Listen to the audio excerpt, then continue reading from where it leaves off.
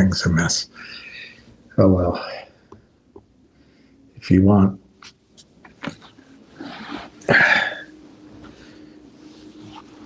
perfection, I guess you have to go to GQ or something. Well, everything's being hit this morning. I know that Martin Shen has an interview today at noon. I just don't know how to get on it. Maybe it's off of his website.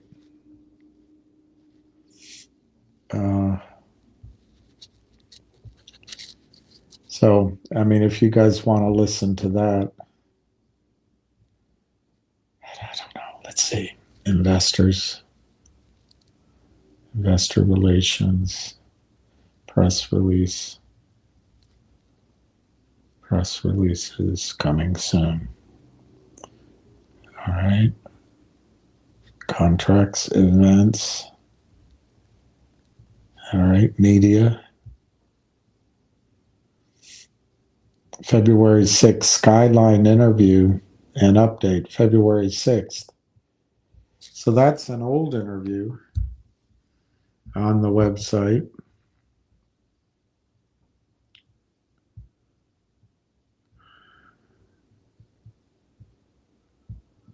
February 6th. I don't know.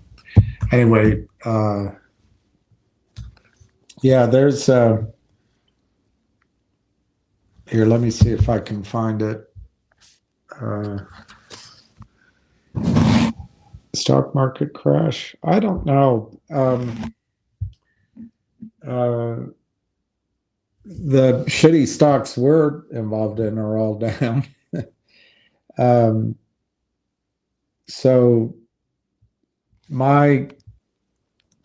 obviously, let's just talk about Gbux, for example. I bought at basically $8, 8 something. So I got caught up. I mean, I bought some on the way to 10 and I bought some on the way back down. I guess I got caught up in it. Everything I think about with Gbux, I can't see that the story's changed, that the situation isn't the same. But these guys, two parts of Ham's story, which I'll ask him if he comes on, I call him, that are open for an area of concern. One is the $100,000 convertible note, which has been retired. But once they're created, even a $100,000 convertible note, in my opinion, is enough for a short seller through the auspices of they're all men, through the auspices of his lawyers to expand that one contract into multiple abilities and LLCs to sell non-existent stock. And I think just retiring it doesn't get rid of that ability. I can't prove that. That's just what we've seen over and over again. We saw it in Fngr most recently, I don't know, a year and a half ago when they bought back their note. The other thing that is a question for me is I forgot. That was number one.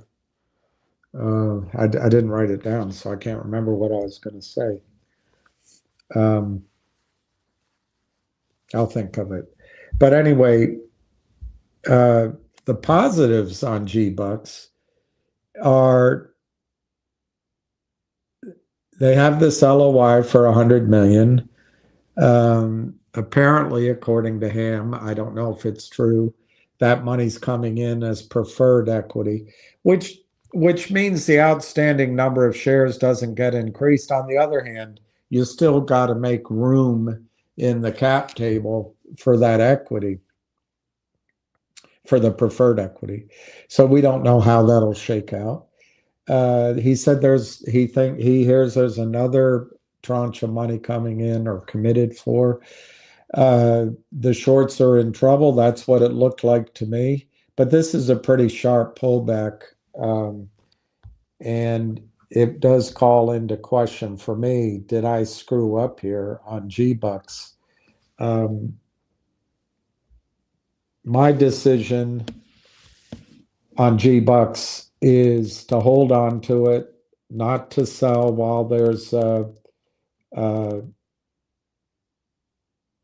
crash sort of. It went down. Wow, I didn't know that. 359. Are you out of your mind? And I can't do it right now, but I may try over the next next week, if it's still down here, Monday or Tuesday, I may try to round up to 300 shares of Gbux. Now, I was talking with a friend of mine who owns the stock, and he made an interesting point. If you have the right, as he called it, the right size investment, you don't have to panic out. And for me, the Gbux is small. Like I've told you, I have 213 shares or 214 shares, and I might try to get it up to 300.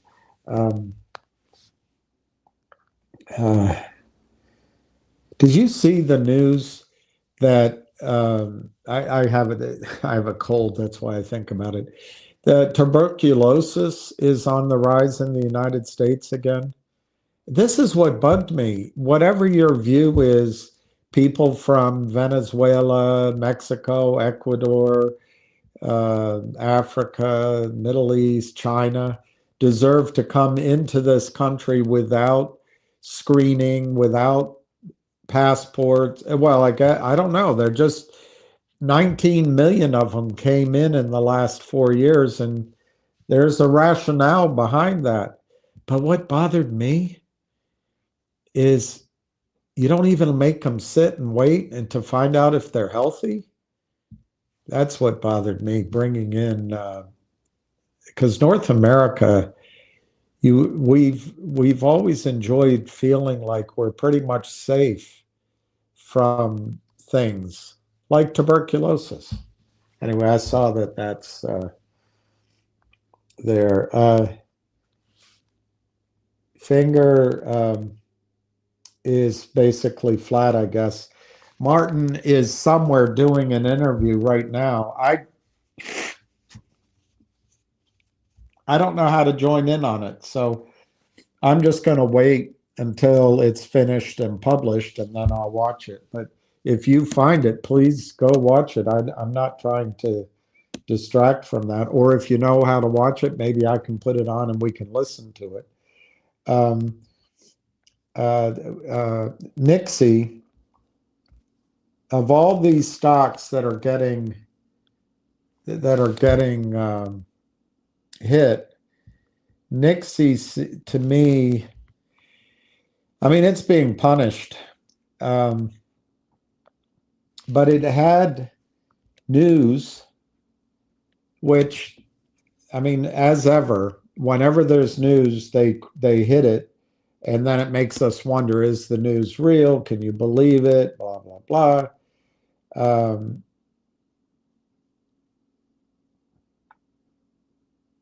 They've had 3 pieces of news come out, 5 pieces of news, 6 pieces of news in the last 6 days. I won't bore you with any of them because they're all just press releases. But I do think things are going on at Nixx. There was volume yesterday. So again, maybe using my friend's terminology, the right size investment here, or it's a speculation on Nixx. At $1.60, let's call it $2, I think it can go to 10, 8, 12. If there's a flurry of buying like there was in October. But the other side, the bad guys, all they have to do is just keep selling. And if they stick together, and I know people called me Hitler, they called me all sorts of things, so I'm going to be careful what I say. But these men trust each other. They might not trust each other with personal information or with I don't know, on all layers. But one aspect, they seem to trust each other. They don't rat. They don't rat. And what does that mean? This illegal activity goes on an industrial scale. It is a crime on an industrial scale. And the benefits, Goldman Sachs. Benefits, Stevie Cohen. Benefits, Ken Griffin, and so on. Lower on the chain are doofuses like Adina Friedman and Robert Cook. But so whenever these stocks go up, they just know we can only buy once. We get a flurry of buying going on. There's not going to be an institutional buyer because it's under $7. There's not going to be retail buying from Merrill Lynch or Morgan Stanley or wherever because it's under $5. There's not going to be any kind of internal promotion from support on a Squawk Box call or anything at any brokerage firm. So all they have to do is just survive the storm of buying and then sell it off. I think in the case of Nixx, there's going to be another, at least one more time, another attempt by, it seems like, longs to buy into that stock. So Nixx, I think, is worth buying in this sell-off. Gbux, I'm going to try to buy a little bit more. I can't do it today, maybe next week. Fngr, I think, looks very good at $1.20 as a risk reward. Obviously, all of this stuff is risky, but I think Fngr's on the verge of rolling out a lot of pieces of information and potential good news that makes Fngr a time to either buy or add to right now. And then what does that leave on our list? Let me see if I can find this. Oh, cutie pies. Cutie pies.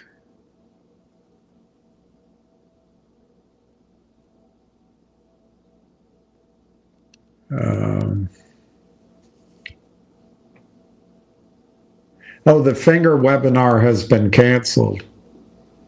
No wonder I couldn't find it. No wonder I couldn't find it. I thought I had something I could show you.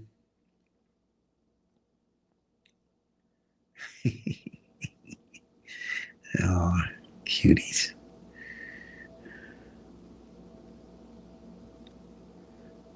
My memories, you have memory pictures show up. And my niece, Ellie, there's somebody here I call Ellie Belly, but my niece is Ellie Belly. She's now what do you call the first year of being in the Navy Academy, midshipman, plebe? I don't know. Anyway, she's a freshman, if that's what you call it, at the U.S. Naval Academy now. But a picture just showed up of when she was maybe 6, cute, with her brother and her little sister. So the Fngr conference call's been canceled. Maybe there's news, maybe there's a reason for that. Anyway, there's a guy on Twitter who came out with his list and his advice. He said, stay away of all these pump and dumps and scams. Stop chasing shorts, DJT, Gbux. I forget. He had a list of like 10 of them, so 8 of them. and buy companies that have fundamentals who also have a potential for a short squeeze. And his favorites are Nixx and Nextrip. Well, that's the other one I want to suggest to you to maybe not, even though I've brought Nextrip up many times. I like the story, NTRP, and it's down to $4. I like what they're cobbling together. But that one I've turned negative on, and I could be wrong, but I've made my decision. I'm negative on Nextrip. Maybe not for the long run, maybe not for their concept. It's sort of a concierge travel, which takes advantage of people doing, filming their travel, reporting back, and it's targeted to the wealthy. I like the idea very much, but it's a $4 stock now. It's got a low market cap. They bought out a bankruptcy, a very valuable software website people, but they've announced a 49%, a right to buy 49% of a travel company. But I don't want to go on and on about it. I just want to get to the point that I'm worried about. Benchmark is their wanker, and Benchmark apparently has a good side and a bad side. I've never seen the good side. So that's one red flag. The other red flag is they need money. And these last bits of news, I think, were supposed to get the stock up into the teens or 20s, and they'd raise money up there. Well, the news didn't get the stock up. And guess what? They need to raise money. And out of our little collection of dogs and ponies, Nextrip, I'm withdrawing my interest for the time being. I could be wrong. Nixx, though, I think I would buy. Fngr, I would buy. Gbux, I'm going to add to my position. I don't have a big position, though. I never said get a big position in Gbux. And then that leaves Railtown.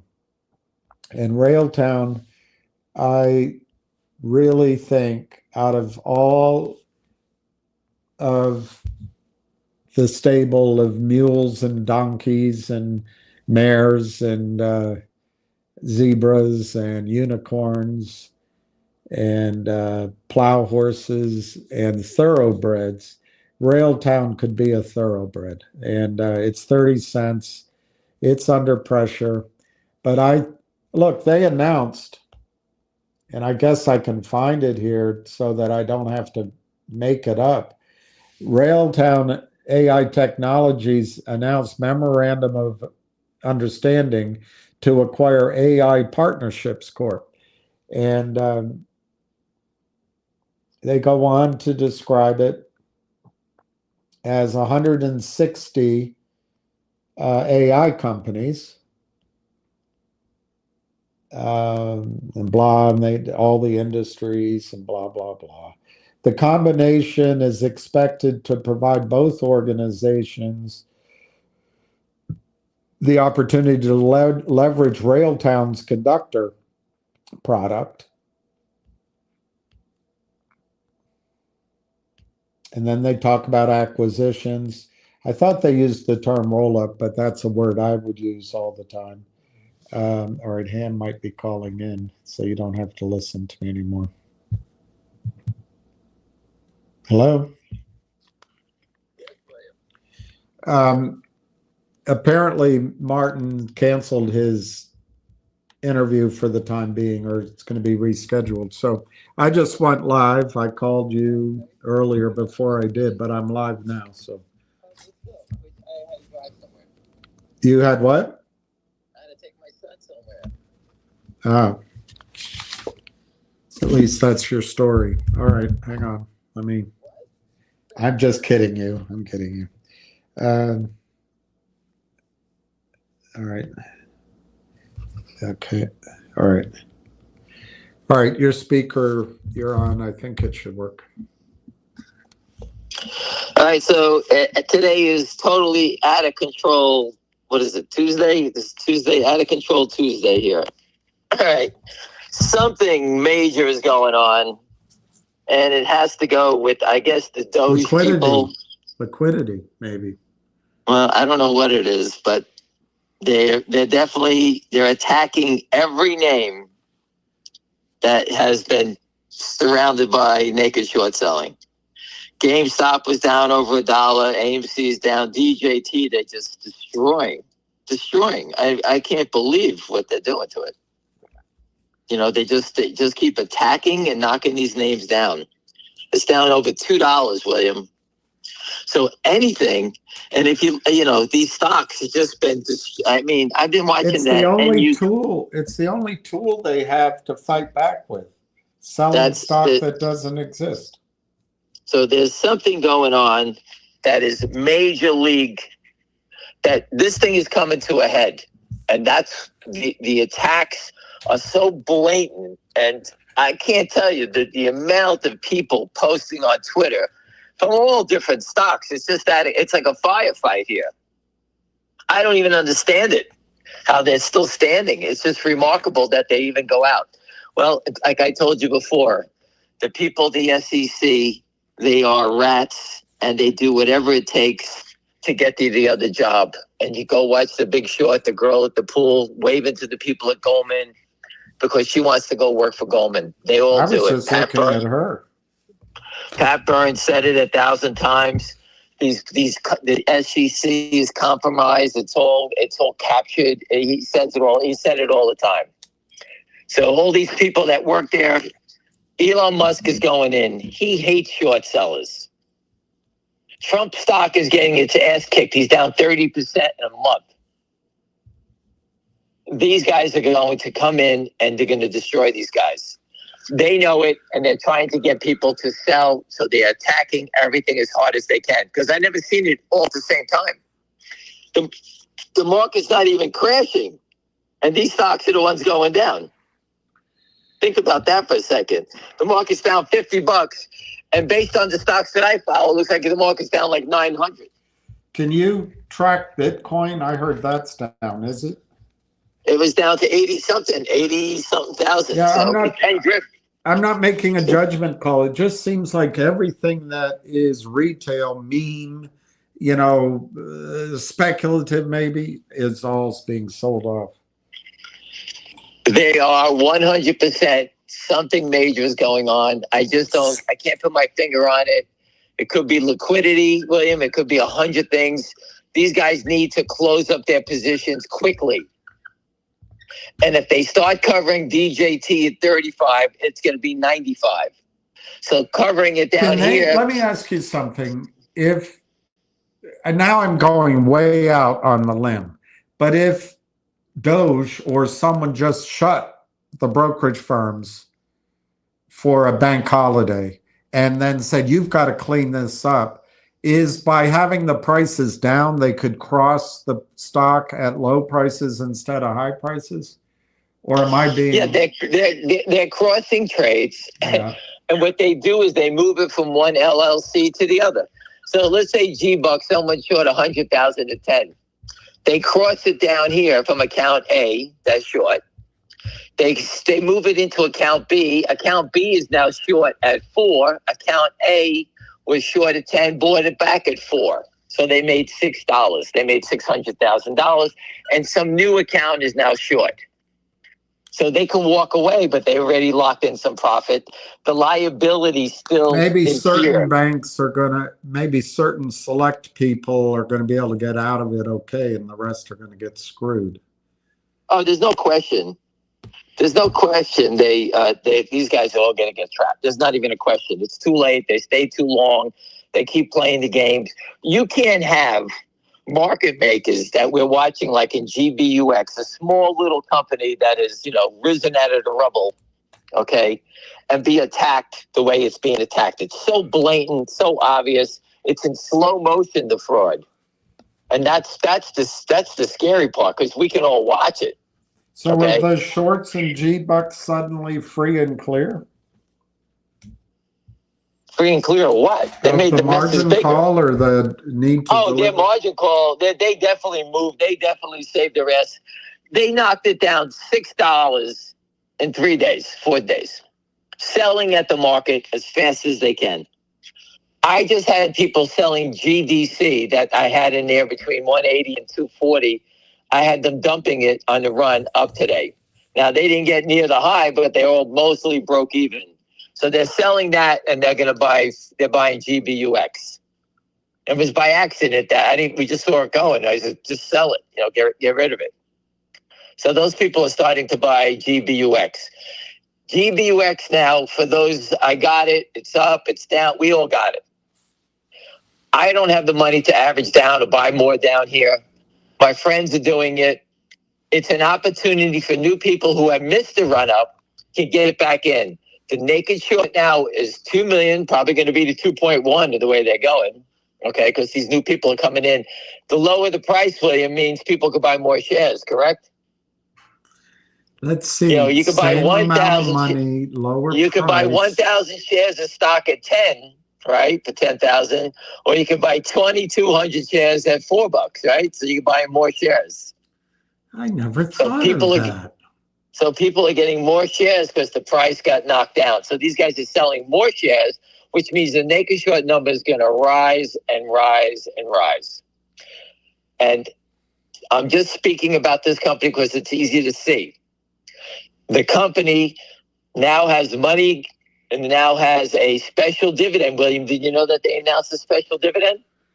I know that they announced a special dividend. So my friend who I've been talking to somehow got it approved, and now we have this little nugget on help us out here. People think, every time you announce a special dividend, they attack. Trust me, the special dividend throws curveballs. You have to keep doing it. It's better than just doing nothing. It's DJT. It's not exclusive to that announcement. If you guys don't get it, every time there's news, unless it's a surprise, they attack. It just doesn't matter. So again, it's a stock that's made a move, pulled back. Pullbacks are normal, okay? The attack is so blatant, obvious that these guys something is up because they're so blatant what they're doing, okay? I'm telling you, something's going on in D.C. I have to believe that Elon Musk and his team is going to tear up the SEC.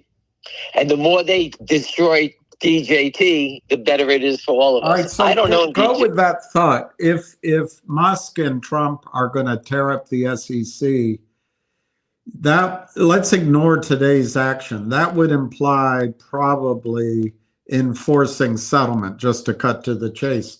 Why would their first reaction be to exacerbate the issue? They can't get out, William. All right. I would do the same thing. What am I going to do? Once I have to start buying it in, I don't have the money. So let's try to knock it down, plan an attack, spend a few bucks, pay everybody off to help me attack it, and hopefully I can cover. That's all they're doing. That's it. And they get us to go on a call to talk about it, annoying us, annoying the shareholders. If they get buyers out of Germany or Europe, can they hide the trades? Can they hide? The game is over. Listen, Trump, Elon Musk, they all know they're using offshore. They know they're doing all this stuff offshore. Everybody knows the scam. Okay. Forget that. It's not like it's a new thing. Everybody knows what's going on. They're going to reel it in. They know the money sieve is going out of the country. They know it, like they did with Social Security. They caught people getting paid that don't even live in the U.S. They know the scam. Everyone knows the scam. It's enforcing it. If Trump comes in, enforces the issue, Everyone's going to win. There's going to be a bloodbath amongst the brokerage firms. I wouldn't touch those with a 10-foot pole. Every rally in Goldman Sachs, these guys should all be shorted. Interactive Brokers is over $200. Goldman, it's ridiculous.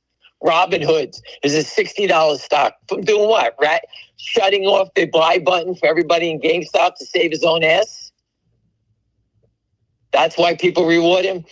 William, I just got off a call, and I want people to understand this. I have a friend with a broker-dealer. We're trying to reach out to him. And we're trying to put up $5 billion so we become self-clearing. William, I would go back and get my license again to become a broker at a firm that we know that you can actually, when you do self-clearing, everything that we buy, I'll do everything. do it with you, but I don't think I can pass the test. Well, you will be part of it, whether you like it or not. Mathematics. We will be part of it, as you see. Hold on one second. I've got to figure out arithmetic.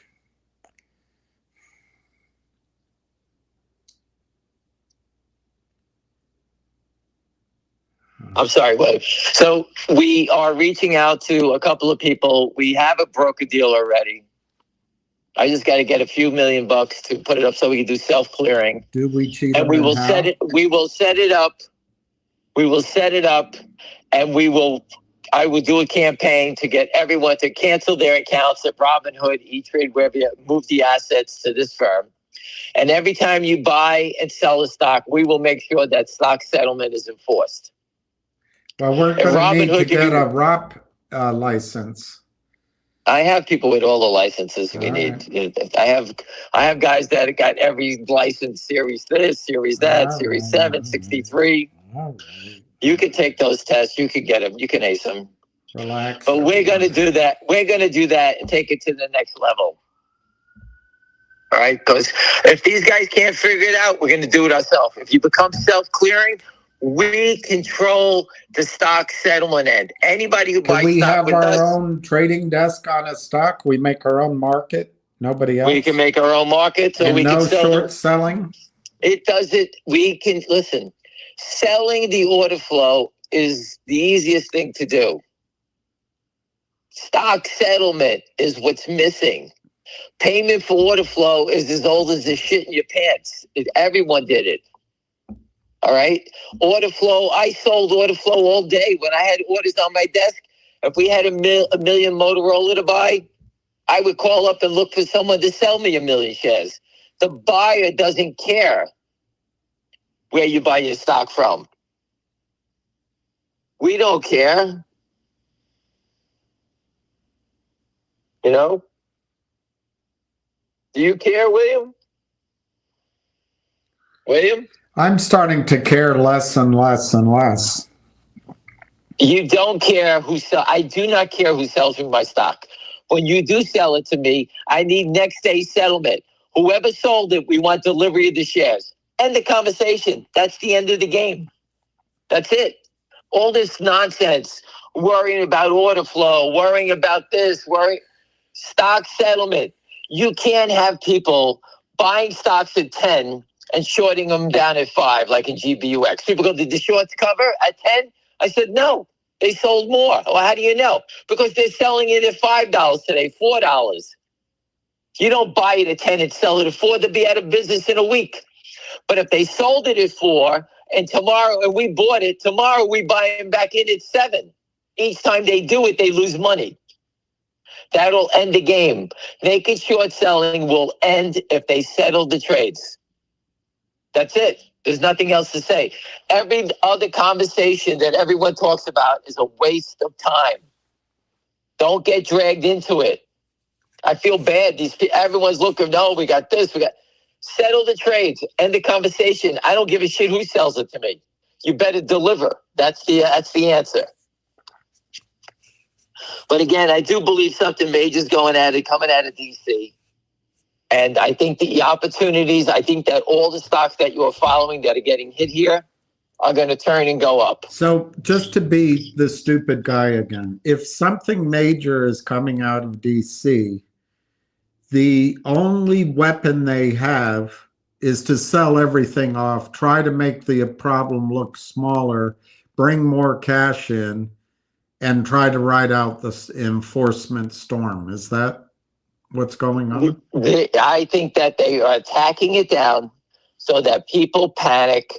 People who bought stock on margin sell at DJT. I told you before, DJT is a highly manipulated stock, and that's why it's very dangerous. The only way you can play that is to buy the dips and sell it when it goes back up. I've been saying that. All these stocks are very dangerous. Finger motion is a stock that isn't dangerous. They beat it down so much, there's no more room to go in that stock. The only room for that stock is up. DJT, which I said before, you get these attacks, they're brutal. And it's very difficult to stay with it. That's what happens. Look at Gbux. It was 10 and it went up on, it went up on the wind. It didn't go up on millions of shares. Okay, so we expected the attack, but you know what? Who would let these guys continue being down so much money? And as you can see, there is so much trouble here. The attack is so brazen, okay? The selling at the market to get it to go down is so brazen that these guys are dead. They need to buy back the shares. They need people to sell it. They know people that own the whole float, they're not selling it. You can see it. No one's selling it. People are buying it. Where is it right now? I don't know. Let me look. It's all right. Hold on. Okay, wait. It's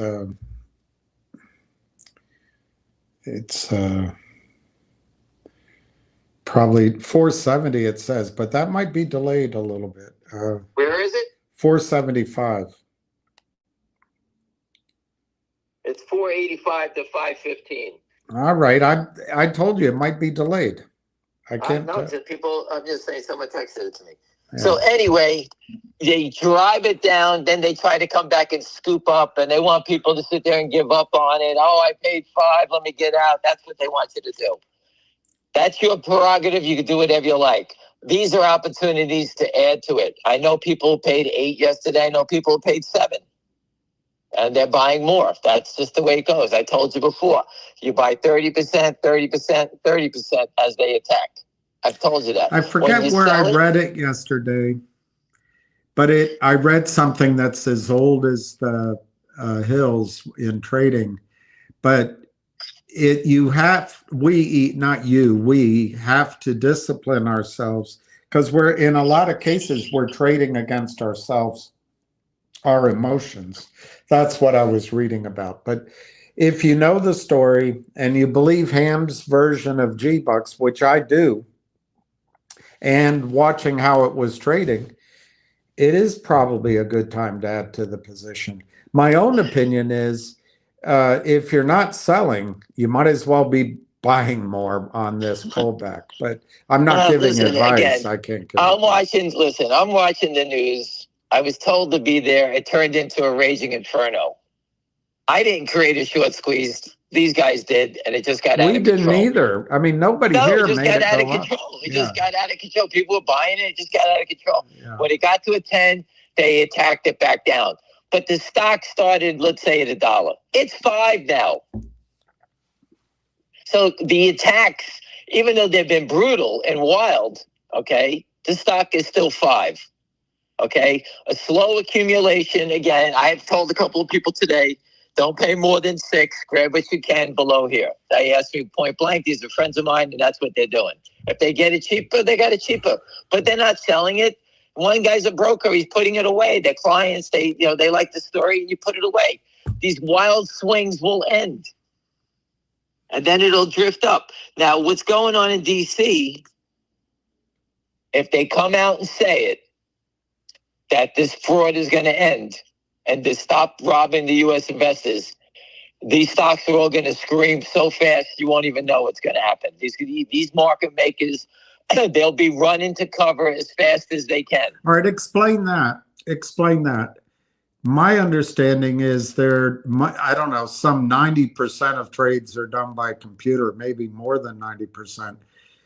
So what do the market makers have to do? They're just taking orders and moving it off their book, aren't they? I'm giving you GBUX. All right. The people behind this is a hedge fund giving orders to all these different market makers. Okay. They're giving them instructions. Sell 10,000 for me. I don't give a shit. Just sell it lower. Sell 5,000. He gives each one of them an order. Okay. And they send out 6 guys at the same time, and they're all selling at the same time. Okay. And you can see once they all stop selling, the stock just goes right back up. You can see the manipulation. You can see it stop. So it's not the market makers that'll start buying. It's the hedge funds will have to buy. Oh, the hedge fund will start. Listen, once the word comes out of D.C. that they're coming, you're going to see these stocks turn. I believe today that you're seeing an attack before the storm comes out of D.C. because there's no reason. How is Fngr Motion tied to GameStop and DJT? It's impossible. And they all seem to have the same trading pattern. They all go down. The reason Fngr Motion doesn't go down as much is because it's been down already. Yep. These stocks are going to turn. They're going to turn. And that's the stock market. There's nothing to say. You know, if I told you Alibaba's going to buy XYZ, you can be looking at it and say, well, the stock isn't doing anything. How did you get this information? It doesn't look like anything's happened. Then all of a sudden, boom, it happens. There's always that moment of doubt in the stock market. But the doubt is being removed. You know the shorts. You can see the shorts. You can see them acting together in all these different names. Why all of a sudden they're attacking these stocks so hard?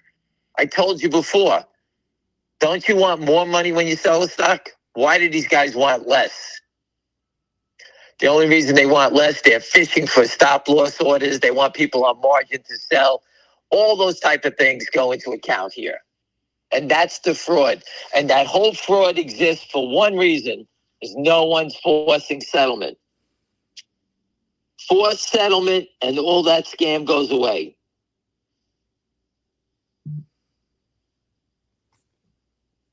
That's it. There's nothing more I can say. If you don't believe something's coming out of D.C., okay, I'm a believer something's coming out of D.C. I don't think Trump, Elon Musk, Cash Patel, Pam Bondi, Dan Bongino, they all know. Devin Nunes, they all know.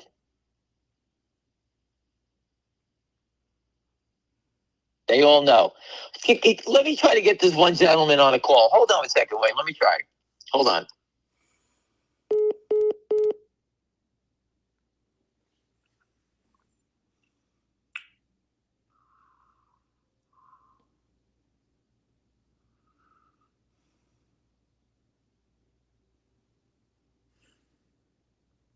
I think he hung up, so I can talk until he calls back. I think I have to read more about it. And I know somebody just corrected me that Bitcoin's not retail. I know all that. But the way the headline I read yesterday, I think it was, and I have to go find it, is that the market, a lot of these meme-ish investments are under pressure. Yep. Are we live? Yep. Okay, people, I have a gentleman with me who I speak to and I've met, and he has some connections, and just tell him what you just told me. Trump's trusted advisor. Everyone knows about counterfeit shares and naked shorting on Wall Street, and they're going to be taking action. Hard stop. That's all, right from the top. That's coming right from the top. Thank you. So there you go. That guy knows Trump's top advisor. Now, I can't sit there and tell you, hurry up and go buy stocks. I can't tell you all this stuff, you know. I can't do any of that stuff, but I'm telling you it's coming.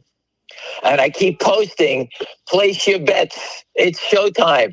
These are life-changing events. Just imagine if you were, broke and you bought 100,000 Gbux at $1 and it goes to 20. Your life is changing. That's what's going to happen in Fngr Motion, DJT, GameStop. I don't know how far it could go because they sold so many shares. There's opportunities here. And you're hearing that guy's a shareholder at FNGR, GTII, and GBUX. And he called to tell me that yesterday. And I met with the gentleman. And he's a world-class professional. I can't tell you who he works for, but he's at the top of the top. I mean, so it's well known. My guys in Long Island out here, they know. I told you they gave Trump a handwritten note months ago. They said to me, point blank on the call, when we call, will you come in? I said, absolutely. That's what they told me. And they know who I am. I said, absolutely, I'll come in. So what does that tell you? If you don't believe it, you don't believe it. I can't help that, but it's coming. And I know we can't afford to lose money. We all got this. We all got it. I told you before in GDC when I got crushed in it, I was devastated that it went down that much. I couldn't believe it because I made a big bet. When it came back, I got the fuck out. I knew better. I said, okay, it was in over my head. I got lucky, squeezed. I got out of 7. It went to 12. People were laughing at me. You sold too soon. And then it went straight back down. All right. So I know how to play this game. This game, the writing is on the wall. I've been doing it for 25 years. I thought I won many times before. I thought I won when Chairman Cox came out and did the video about naked short selling, how it's fraudulent naked short selling, manipulative, everything. He used all the right words. And they still found a loophole, and it went on. I thought I won when The Economist came out in 2011. I thought I won when Tom Gera from the NASDAQ told everybody that everyone was becoming a market maker to get the short sale exemption. I thought I won when Webb Bush got caught loaning out their license to everyone so they could make a short at these day trading firms. I thought I won many times. I thought we won when GameStop went to the moon. GameStop went to the moon. AMC did, and KOSS. I don't know what KOSS, AMC, and this one have all together, but for those three stocks all went up to the moon. Meanwhile, there's thousands of stocks that haven't moved yet. But this time it's for real. And I'm getting it from everywhere that they're coming. Now, how did they prepare it? How did they tell the world about this? Well, South Korea is telling you. South Korea is laughing at us. Everyone's laughing at the U.S. because everyone knows it's all fraud. There's not much more I could say, William. I'm getting it straight from people that have the knowledge. Well, it might explain why all the gold's coming home. So they're moving gold around, listen, these guys have gotten caught every direction. Maxine Waters, I read it to you last night, William, doesn't want Elon Musk going into the SEC. I sat at her hearing, and she had a sour look on her puss. She was just sitting there while the Republican ran the committee. She did not like disclosure or any examination of it. I think she's corrupt. I think she's There's no question. They're all corrupt. They're all corrupt. They protect these guys. It's all corrupt, but it's over. The game is over. This woman knows nothing about the stock market. She's being told by professional hedge fund and lawyers, do not approve this stuff. Don't do this stuff. I watched the Senate banking and Pat Byrne go at it. The guy, I forget the guy's name from Alabama. I forgot his name. Pat Byrne was fighting toe-to-toe with the guy who was the head of Senate banking. He canceled the committee meeting because it was about naked short selling. He stopped it. I forgot his name. Jeez, I can't remember his name. He was from Alabama. He was the head of the Senate banking. Alabama? Was Senate? That's where he came. He was on the Senate banking committee from Alabama. I can see a guy. He's not there. He's not there anymore. He was older. Hair and sort of, I can't remember. Not Sessions. No. Too many names in my head. So Rocco wants me to ask you, did the gentleman you just had on the phone say that Trump's advisor will do a hard stop of naked shorting? Is that what he just said? That's what he just said. Tuberville? Is it Tuberville? No. No, he's a senator.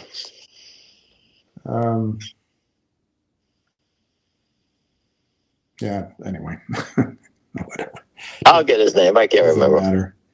That guy, whoever it is, was so important in his day, and now no one can remember his name.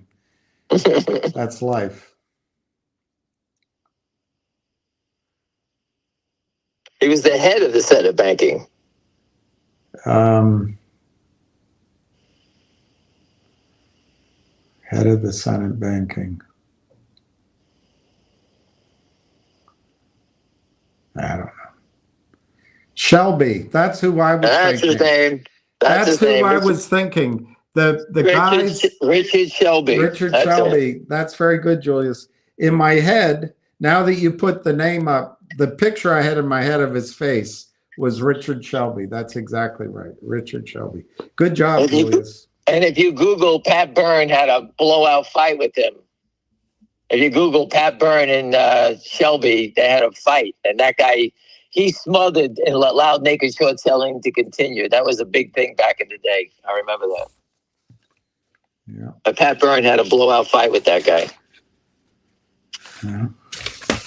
Listen, I have this feeling DJT, GameStop, all these names, Finger Motion are going to rally shortly. I posted it on Twitter before, William. I think these things are going to rally. They knock them down. Listen, if I'm a short seller and everyone on this phone call is a short seller, you want to get a stock down, you drive it down. And then you just come back and you buy it and you get everyone who's going to panic out. That's what they're doing. We've been educating you about this, how this trading pattern works. I hope you don't fall for it. Again, everyone has a different financial obligation in their life and they have to protect their money.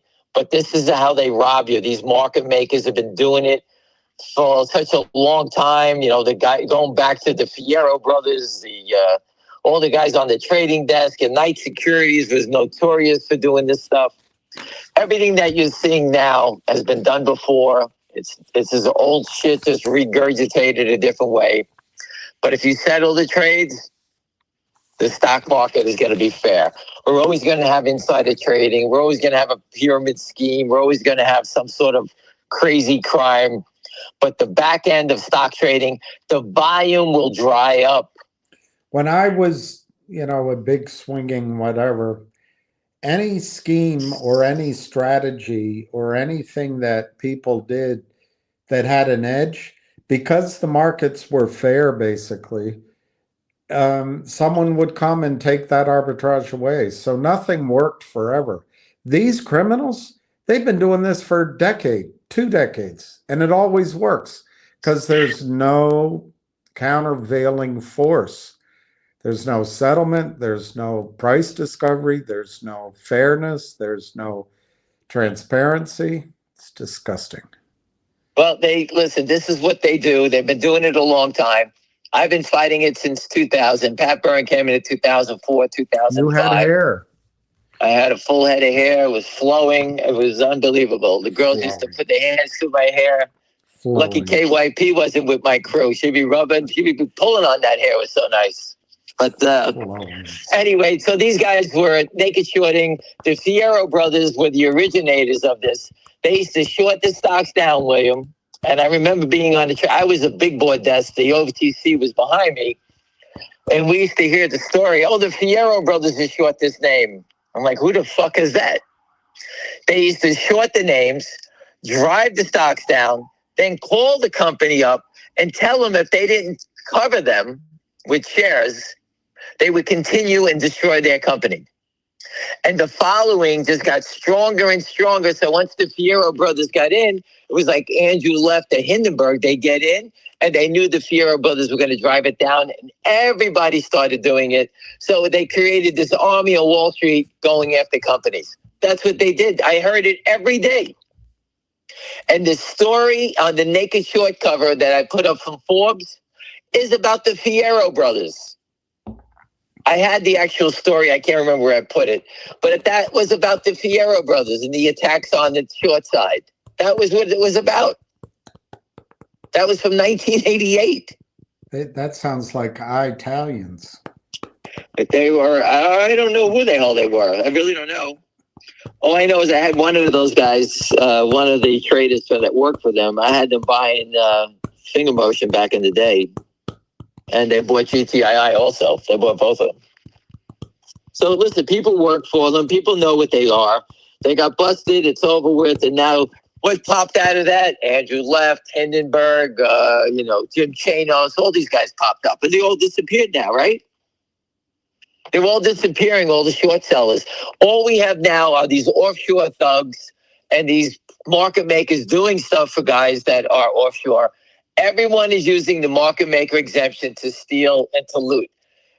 William, if we would do this, I could drive down any stock. I told you that. Just keep selling shares until they collapse. That's it. Go back, Martin Scarelli, who went to jail. He naked shorted oxygen. I forget the symbol. It was do Martin Scarelli. Google Martin Scarelli naked short, and you can read the stories. He would tell Merrill Lynch, "Did you borrow these shares? Yes, go ahead. You can sell it." Merrill Lynch didn't even check that this guy sold the whole outstanding of a company. Merrill Lynch just said, "Go ahead." That tells me Merrill Lynch, when he got busted, was his partner in that crime. Because it's impossible. You go to your computer, everyone here, go sell one share IBM. If you're not long it, your computer will block your order. You can't naked short it. You have to have a special identifier for doing that. So I'm just going to repeat it again. A stock like GBUX, believe it or not, I didn't want to see the stock come down from 10. I wish they would have just got blown up there. It would have been an easy trade. But it didn't. They attacked it down, showing you how upside down these guys are. Their building is on fire. To knock it down, to attack it like this, their building is on fire. People are buying the dip. This is actually healthy for the stock. Believe it or not, this is healthy. A slow rise, accumulate, let the company build out its fundamentals. The company's going to give us a special dividend. If they're short 2 million shares, 10%, they're going to be short another 200,000. If their average price is 3.25, with the 200,000 that they're going to be short on the dividend, their average price isn't 3.25. The average price is going to go down to $2.50 because they don't get any money on those sales. They're just going to be short 200,000 more. If they keep shorting, by the time the dividend comes out, it could be 2.5 million. That's 250,000 shares. Believe it or not, you guys think these dividends don't work. They throw curveballs. If the regulators are going to wake up like I believe Donald Trump is, for those who just joined the call, I just had a gentleman on that knows Trump's top advisor. He told you on this call they're going and they know about naked short selling and they're going to clean it up. That came from the top. I just told everyone that. Find whatever you want to play. The time is right. The attacks are here are for one reason. And the reason is to get people to bail. Trump stock went down to 16. I reported on it, William. It went from there to 57. So these stocks do turn, and they turn violent back up to the upside. All right. The reason they're holding it down is because they can't hold the stocks that they can't hold them down forever. Trump enforced the stock settlement with Elon Musk and Doge, and the game is over with, and it's going to happen fast. William, anything? No. I just banned somebody that said it's pump and dump. When they say pump and dump, they're a pump and dump. I'm pump and dumping. Listen, that's a 13th Avenue scumbag from Brooklyn. Yeah. They all work together. Yeah. The short sellers are based out of Boca Raton. They're all scumbags. Yeah. Who's sitting around? Who gives a fuck? It's a pump and dump. What's the big deal? What is the pump and dump? Who's pumping and who's dumping? Yeah. Yeah, who's The dumping? only Who's people dumping? dumping are you guys, shorting Right, everything to hell. right. The I pumping always starts tell at everybody, Lynn Partners. hey, follow the sell tickets. I have no problem with it. What's the big deal? Yeah. Listen, people, Lynn Partners, that scumbag Jeff Easton and his friends, they destroyed KNW. I reported it live for everyone every day. It went from $1, they got $4 million working on diabetes products, whatever the hell it is, to a penny. They reversed, got kicked off the exchange. $4 million. They lost That's the everything in the classic company. definition of pump and dump. Philip Vallier came out and said, "We're very pleased to invest in K&W at this time in their business plan and their exciting growth opportunities." And they just started selling the stock down. And I reported it for you as though I was Jeff Easton. I'm going to destroy this stock. I told you every day. He did exactly what he did to SYTA. Wiped out. KNW, wiped out. Many other ones. RWLK, helps the handicap walk. Wiped out. I can't remember all the names that these guys attacked. He did it with Hal Mintz. They all worked together. When he went to Fngr motion, we caught him. The company paid him off. They're the only guys who wouldn't take the money back. The company was wanted to give him back the money they borrowed from him, and he wouldn't take it back. Crying. Who doesn't want their money back with interest? Would your credit card operator say, hey, you can't pay us back with interest, we don't want the money? They didn't want the money. They wanted to drive the stock down and convert it at a penny. We trapped them. The short interest went from 6 million to 200 million, William, and I reported it every day. Went to 100, and it's been grinding up since. They can't get out. The only thing they can do is sell more, and that day is coming to an end. The company's fundamentals have beat them alive. The company raised $5 million at $1.50. I wasn't happy about it, but looking back at it, it was as if the stock was 2 and got attacked down to here, and the company didn't raise the money. They would have to raise the money at 80 cents then, right? The company raised the money, took the bullet, gave out 3.3 million shares. It's over with. Now, what is the company doing with that money? Driving revenue, increasing the revenue, increasing profits. That's what they're doing. All companies need money to grow. Fngr Motion happens to have major deals that needed some financing. Let the CEO, let's see it come out in the earnings. The end of the year is the end of February. We have the Roth Capital report coming out. We got 250 million naked shorted. We have a special dividend on the way. We have new deals, new ventures, new revenue. Everything's coming. And these guys keep holding the stock down at $1.21. And they want you to think the company's a piece of shit. Far from it. Far from it. And if you want to hear a story about that, go look at Carvana in 2022. They had it to $3. It went to $280 recently. It took time, but that company's just selling cars, used cars. That's not a new business in this world. It's a new way of selling them, correct? All right, which I like. I loved it. But I guess the other automakers, everyone's trying to kill it, shorting it. It turned, busted them, and went to $280. If you were buying it at $3, you'd be saying, wow, this company was great. I remember it. It was great. I sold 2 cars to them. It was great. And their stock went down. And you sit there saying, what's wrong with this company? It was the greatest experience I've had. $280 from $3 right there. How many stocks like NUKK go from nothing to 80 overnight? All right, something happened, business, whatever it was, caught the shorts right, boom. That's what's going to happen to DJT. That's what's going to happen in Fngr. GBUX is putting it on the tape for you in real time. This isn't news from a year ago. This is news from 5-10 days ago. What's the rush to sell it? There is no rush. The only people selling it are the criminals. My phone's ringing all day, and not one person told me they sold it. I bought 300. I bought 500. I'm buying 3,000. That's all I hear all day long. Who's selling all the stock every day?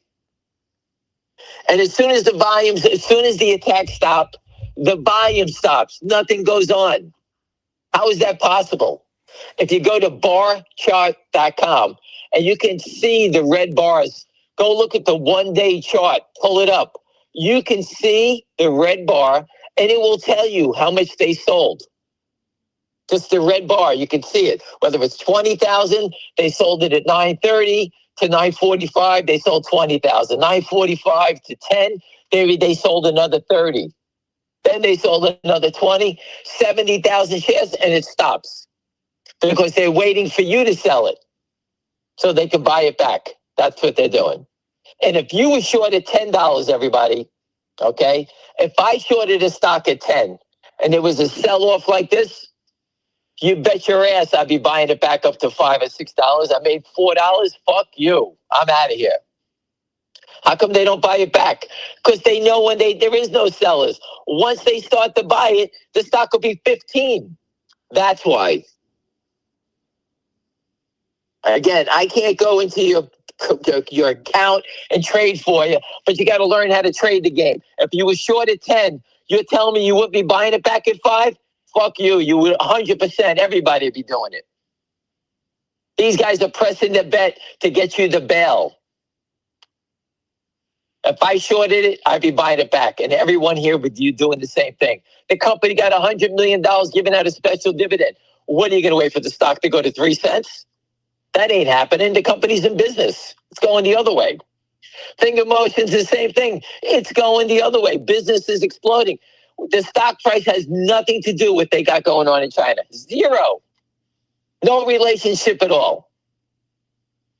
I've always told you, the people that I met, okay, from Malaysia and Singapore and Hong Kong, they own this stock. They believe it's $100 stock in Fngr Motion, even without the short squeeze, based on their contracts and the way they're growing and the government officials that they work with. Stock's $1.20. They don't give a shit. They didn't even care. The company rang the bell on the NASDAQ. Since they rang that bell, the stock has gone straight down. It's supposed to be a wonderful event, straight down. All the signs are here are for fraud, all of them. And it's on the short side. And the only thing that will fix it is stock settlement, okay? Fundamentals will turn it over time. Stock settlement ends it in 1 minute. If Doge goes into the SEC, I can guarantee you I saw they had over 50,000 complaints. I can guarantee you 48,000 of them are stock on naked shorts. I'm sure at the SEC, there's no complaints about them using too much fucking toilet paper or sitting there looking at their computers, doing porn. I'm sure it's all about naked short selling. I posted to them 25 fucking times, the truck. I want to know how everyone in the SEC, how many people work in that building, had they missed the truck at their door 15 fucking times. At the SEC enforcement conference with Gary Gensler's name on it. What's his name? Graywall, the guy who was the head of enforcement who recently quit. He was a New Jersey prosecutor. He went to D.C. He did nothing. They arrested jaywalkers. That's what they did. What's his name? Hal Mintz stole millions of dollars, bought a $10 million condo on Fisher Island. A $10 million condo. And they bragged about it. It's in the fucking newspaper. He gets pinched by the SEC and he pays a $2 million fine. And he's banned from whatever trading. He's a total scumbag. Him and Lynn Partners together probably robbed $50 million or $100 million. These guys belong in jail. And I won't stop posting their name until Pam Bondi, Dan Bongino, or Cash Patel grabs those fucking guys because they're the low-hanging fruit. They belong in jail, along with the Kramers out of Long Island, a whole bunch of them. And I don't know who the short sellers are in GBUX, but the market makers are so blatantly obvious. ASCM is the one that started the attack. He came in around $8, and he's been selling it every day. Every day, 50, 100,000 shares every day, using different market makers. They use different market makers to scramble your fucking brains. Oh, look at all the different markets. It's OTCX, OTCN, PUMA, VIRT. They use all these names. They're just a platform. They use all these different things. They're trying to cover their trail. You ever play golf or go in a sand trap? Everyone uses a rake to cover their fucking footprints. That's what these guys are doing by using all these different market makers. They're trying to get you fucking dizzy so you don't know what's going on. That's what they're doing. But at the end, these fucking guys are going down. This is 25 years. We got the president, the richest man in the world, the head of the FBI, the head of the DOJ, the FBI assistant director, Devin Nunes on the Intel committee, and they all know about naked short selling. And you just heard it from Trump's top advisor, the guy's his best friend. Tell him that. Dan Bongino, one of the shareholders, hooked me up with the Secret Service. He sent me to meet Dan Bongino to teach him about naked short selling. I have the fucking photo with Dan Bongino. They all know about it. I spoke with the chairman, the CEO of Rumble. He knows about he's being fucked. Everyone knows. These are powerful people. These aren't penny stock guys complaining. You got the highest level in the United States standing up for you. If you don't see it, you don't feel it, you need to sell whatever you got and go dig a fucking hole, because you're going to lose all your money because you don't know what the fuck you're doing. And I'm just sorry. That's the way I see it. This is showtime.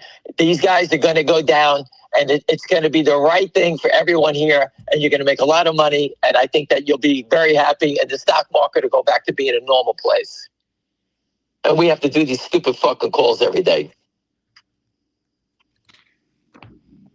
Here, I'm looking at GBUX. It hasn't traded in fucking nothing. Zero. I see the last trade at 475. That was it. That was like 1237. I don't know where it is. I'm just looking at my phone. It's nonsense. They stop selling. After they attack, they stop. They don't want to sell anymore. They want you to sell it. The same thing in DJT.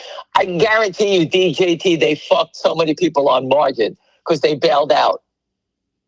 Hurry up, sell my 10,000 shares. I don't have any more money to put it up. Sell it, sell it, sell it. And that's how they get people to sell. These are all the little tricks that they do. Anything else, William?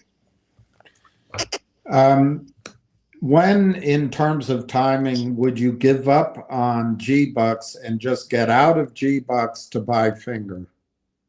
I told you before. I could that. never advise you to do that, because the minute you sell it, it's going to go up and you're going to scream at me. So I can't tell you what to do. And I'm not giving up on Gbux. I know who said I was giving up on it. I'm not giving up on it. No, I didn't. This same guy asked you it yesterday. He bought Gbux so it would go up so he could buy more Fngr.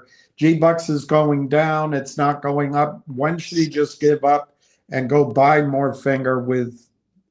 You listen, Fngr will give you a sign when it's time.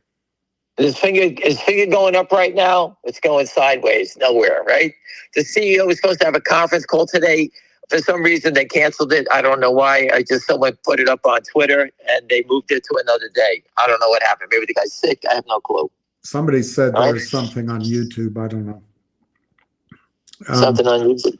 I don't know. By the way, Brett, no, I'm sorry. Marcelo points out that it might just be end of the month bookkeeping here that they're trying to do Friday. Well, listen, they can say they can do whatever they like. If you don't believe the gentleman I just put on, who just told you the highest level, Trump's trusted advisor, his top advisor, told this guy what's going to happen. What else do you want to say? They're going after them. I just put the guy on. I don't put all these people on because they don't want to come on. They don't really give a shit about everybody else. These guys have made their bets and they know what to do. I begged them to come on just to tell you what he just said. I begged them. My friends out in Long Island that got great connections to Trump, they would never come on the call. And they're shareholders. I try every day. No, can't talk. We can't talk about it. I'm just saying that, number one, Fngr motion, I'm not going away. I'm staying there. GBUX, I'm not going away. I'm there. MLSS, I sold it. GDC, I had people dumping out whatever they had left. They still have some. They wanted to sell it north of 2. I don't know where that is right now. But, I'm cleaning up everything. I'm just cleaning up and going down to the 2 stocks that I know. GBUX, I'm being told by very smart people to be there. DJT back up to 24.15. It was a low, 23.24. I posted it before. I think all these stocks are going to have a major reversal. Finger motion, GBUX, DJT, GameStop probably also. Buy the dip and it's going to turn. Something's going on. They needed to drive it down to get people to sell so they can cover. Now, let's say they covered, 14% of what they own or 10% of what they're short, which I doubt it. They're going to try to come up and scoop up people that sold it, who want to bail out. There's always people who want to bail out. Just like you said, the gentleman that wants to give out Gbux because it's sold off and he wanted to buy more Fngr. I got it. If I tell you to sell Gbux, it's the minute you sell it, it's going to go straight up and you're going to call me a scumbag. I can't make that decision for you. I'm standing tall. I'm not going anywhere. I'm staying right here. And I'm standing in Fngr, and I always will. DJT, I don't know how Trump isn't speaking up. I say it every day. His people tell me he's going to do it. And you know what? He's the president. He's doing 100 fucking things. Pam Bondi, Kash Patel, Dan Bongino, Devin Nunes. He's got all his soldiers in here. And they all know they got to protect the mothership, and that's President Trump.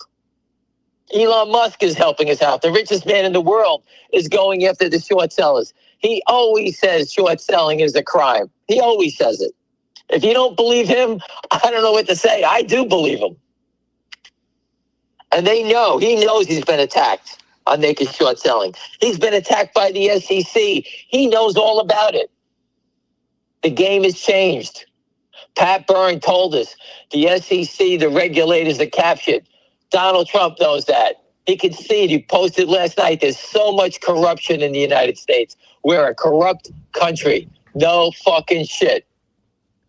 Everything is corrupt. Everything out of DC is corrupt. They protect these big interest people, and they need to go down, and it's going to happen. And Trump is the guy to do it. He doesn't give a shit about anybody.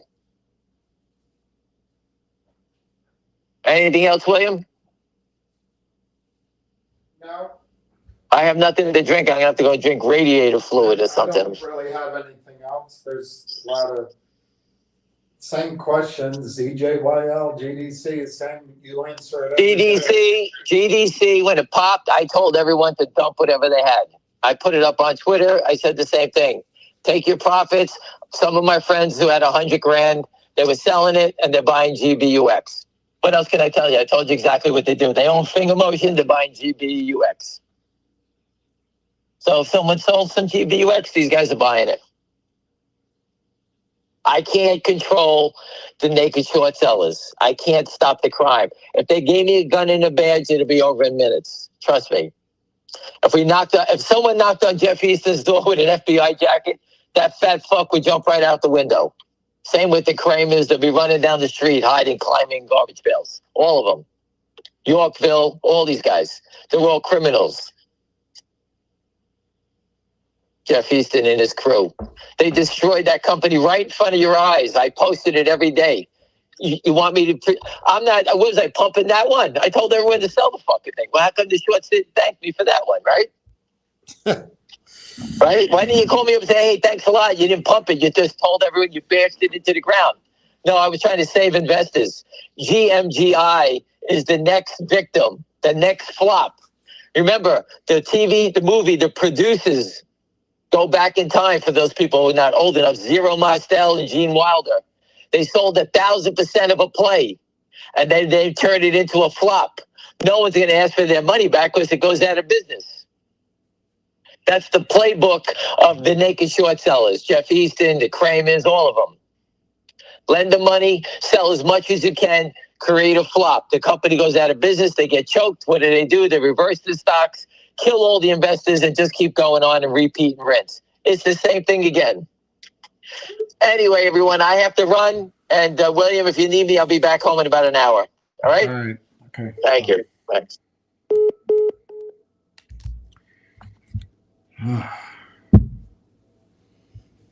It's the same thing. I mean, it's important. I know it's important to hear it. And it changes a little bit. But I got a little bit anyway.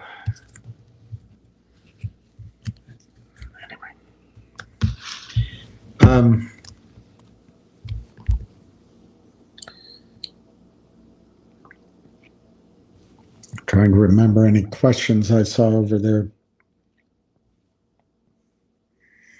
that he wouldn't answer, but maybe I could. Anyway, yeah, GDC. Oh, GDC's up. Yeah, it's up. Bids are materializing in GBUX. Yes. If I had money right now, I would buy Gbux, but I don't.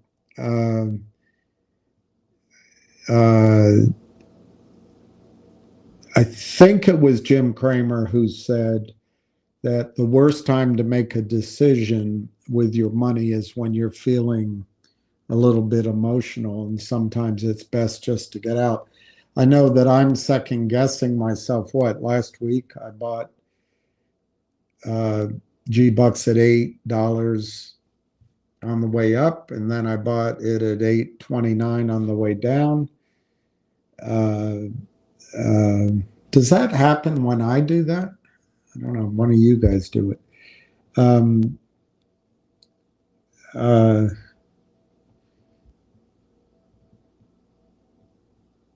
then you feel foolish because that's emotions you get caught up. It's at $5. But as I said yesterday, and this is what I think with Gbux, I just figure you've got two choices. Well, always have three: buy, sell, hold. But to me, if you own Gbux for a trade and it's pulled back like this and you're holding it, you might as well buy some more.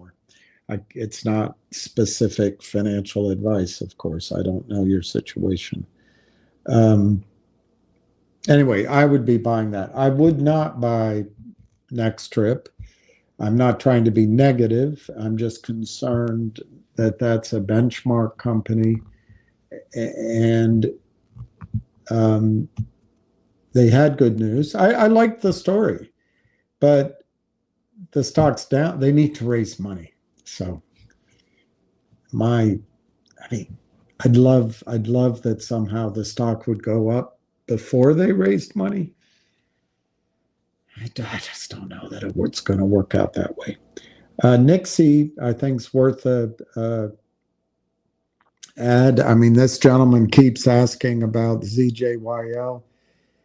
Ham has said over and over and over again that as soon as he hears, I'll give you his riff.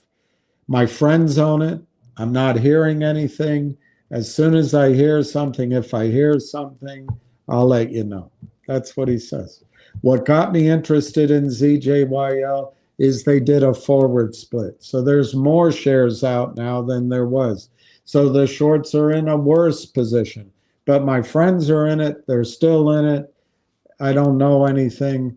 And that's how he answers that question. My opinion is you can play. There's a bunch of these to play. ZJYL might be one. GDC might be one.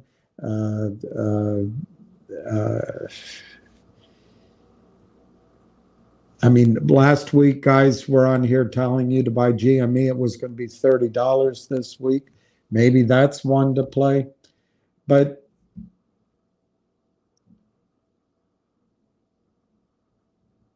nobody knows what's going to go, and they don't ring a bell. To me, what has me alert, I think we're running out of time to buy silver under $40. Now, I talked to someone who has a very good analysis this morning, and I've been thinking about a lot of what he said to me. But I stand by my view. I think silver is going to double or triple from here.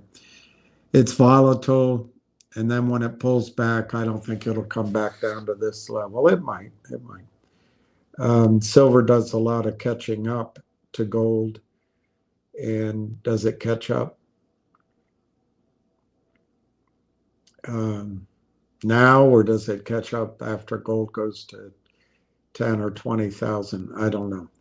But anyway, that's the one that has me the most anxious to make sure that people establish a position is in physical silver or the PSLV, the Sprott Physical Silver Trust.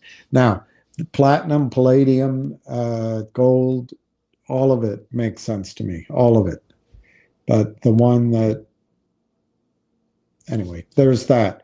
And then in terms of these stocks, I'm sure there's plenty out there that are going to run. I just don't know the stories on every 1,000 stocks out there. But the one that I like the best is Rlaif, RLAIF. You can buy it at 30 cents. I think it could be $3. That's 10x.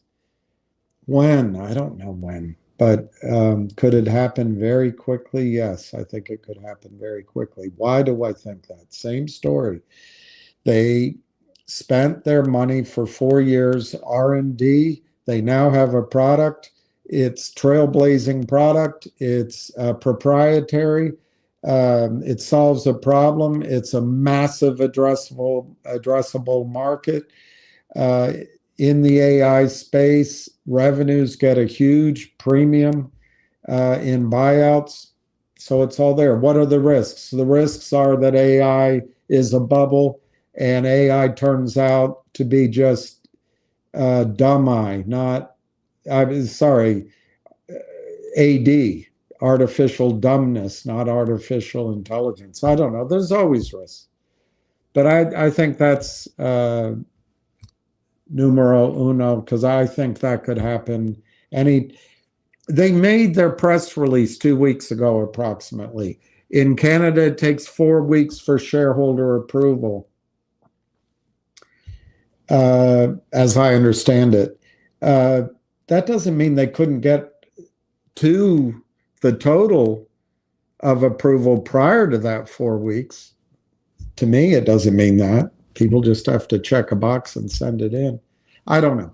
Anyway, so that's that. And I like Gbux because for a trade, the right size trade, I think the shorts are trapped, and I buy Ham's argument. It feels like shit right now, pulling back 50% from the high, but that's the volatility you'd expect. It's a battle. It's a battle. And I think Gbux could slingshot upward, but it's risky. It's risky. Nixx, I think, can do it. Go from $1.60 to, and I suppose if you really got it running, it could 10x. But I think 5x. I'd say Nixx's a little bit risky in the sense that there's no surprises in that story. They've made 4 or 5 announcements here recently. But I think yesterday it showed volume that something is happening. And then I think Fngr at $1 something has so much coming over the next 45 days that it's a good, I think it's a good time to be in it.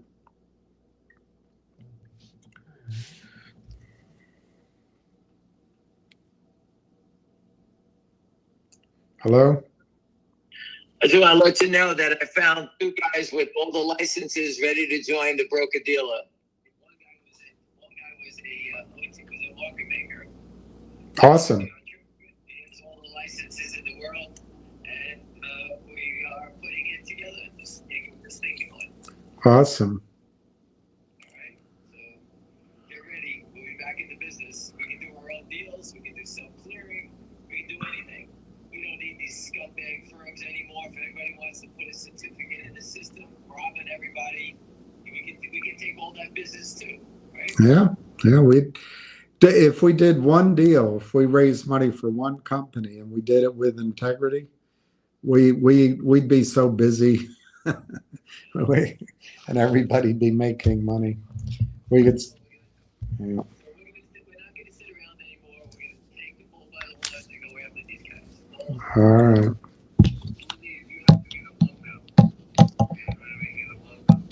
We'll have a logo. All right, bye.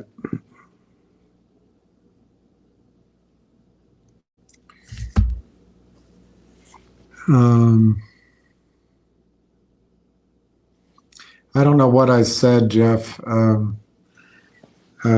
anyway,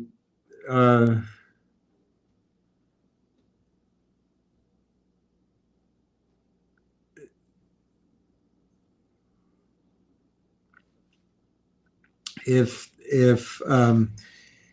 I suddenly had money right now today, I would round up a little bit my Gbux, because I don't want to have a huge position for me in that.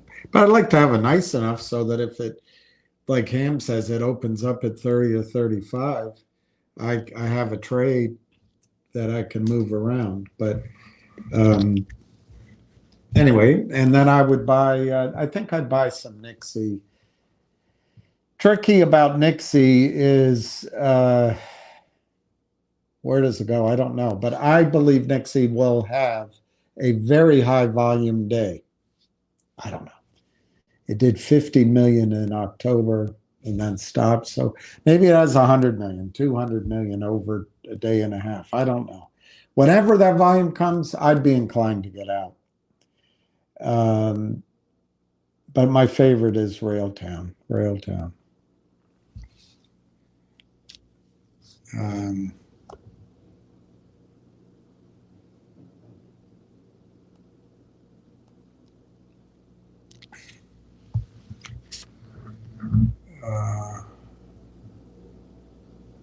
My 8 fill. My 8 fill will look cheap soon. You know, it's funny. I don't have the money, but I hate, and that's in essence, if I had money, that's basically what I did. When a stock runs up and you don't have a position, you don't go all in. You buy, let's say, half. There used to be a guy in my office, I could hear him always saying to his clients, why don't we establish half our position here? Or why don't we establish 25% of our position here? Because stocks, when they go up, people get excited and they want to be in. But anyway, if I had money, I'd be lowering my cost basis on Gbux, but I don't have the squid. It's 1 o'clock, 1:15. I've been trying to, I think it was Ocean Sailing that asked a question. I've been trying to learn about what's the reason for all the gold being delivered to the United States. Who's doing it? I don't think anyone really knows for sure, but it's clear somebody is using the futures markets to accumulate gold. That's one. Two, it's possible that the New York bullion banks are calling in their gold because they've leased it out. They do the same thing in gold that these people do in stocks. They do the same thing. I think it could be they're covering up their lies, just like everybody here. But I heard something. I was listening to Andy Schleckman. He's Miles Franklin. And he was quoting somebody else whose name I did not recognize. Tony or anyway, I can't, I'll have to re-listen to it. But they were tying it back to a repricing and a repatriatizing of gold back when Trump first became president last time. And so just cutting to the chase of a 55-minute listen, it seemed like he was saying that it's possible. Nobody knows for sure. But Trump's new Treasury Secretary guy, boring as hell, ran a hedge fund. And that hedge fund's largest position was gold. And what I want to examine, I've got to re-listen to it. And then I've got to think, why would it be? But they're ascribing to Trump the desire to break the Bank of England. It's not Schlechtman directly, it's this other person he referenced, who he thinks very highly of.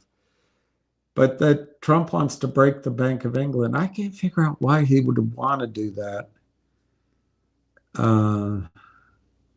directly. It may just be that he needs to do it in order to make sure that we have gold here. I think if you look at Trump from the standpoint of being intelligent, I know a lot of you don't think he is. I do think he is. He has a strategy. He's been consistent in his views of American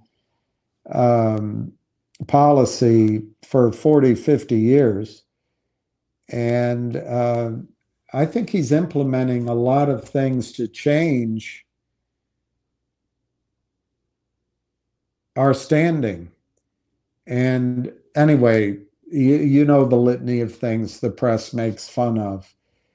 But one of the ideas is that you tie our treasury market to the gold market somehow. I personally don't think you can go back to a gold standard, but you tie it somehow. And that allows our financial system to be preeminent. Anyway,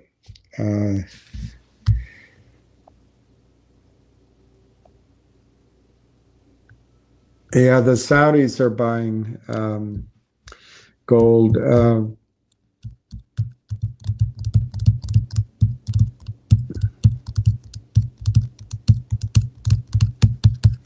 But I don't, I think you're right that they're buying gold, but they don't have to. They have oil. But the petrodollar has been recycled into the United States. And I suppose one could argue that they're finding fewer and fewer bargains in dollar-based assets. So gold becomes a point.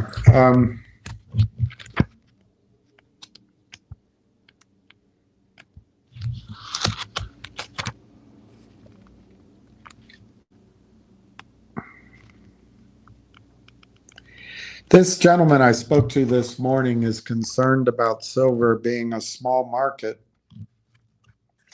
so therefore susceptible to manipulation and suppression. And I think that's true. I think that's actually a really observant conclusion, if that's a good sentence. But I think that's what they have done for 20 years. I'm not sure they're going to be able to do it in the future, but I want to see if this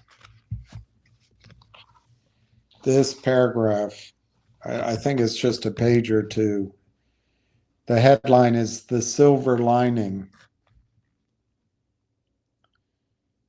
This book has explored the dark economic storm clouds, but there is an unparalleled opportunity to take shelter from the storm and benefit at the same time.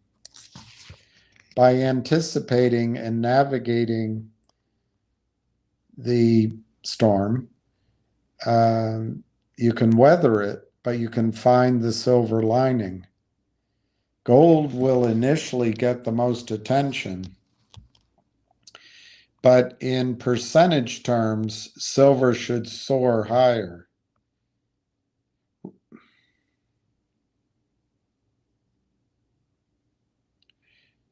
Even though gold in the 70s, and it ended in 1980, even though gold was the market darling in the 70s, by the end of the decade, silver rose 800%, sorry, more than gold. This time, the upward trajectory for silver will be even steeper. Silver is the miracle metal. Now, as I'm saying this, it doesn't contradict what this gentleman was cautioning me. Maybe gold is where you are first. But nobody's going to trade perfectly. Silver has many of the same extraordinary properties as gold, but unlike gold,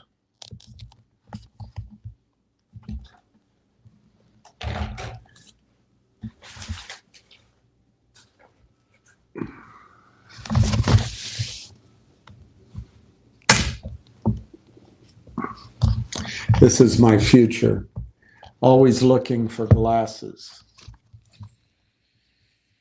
I don't know where they are. I thought they were here. Anyway, silver has the same extraordinary properties as gold, but unlike gold, modern society cannot function without silver.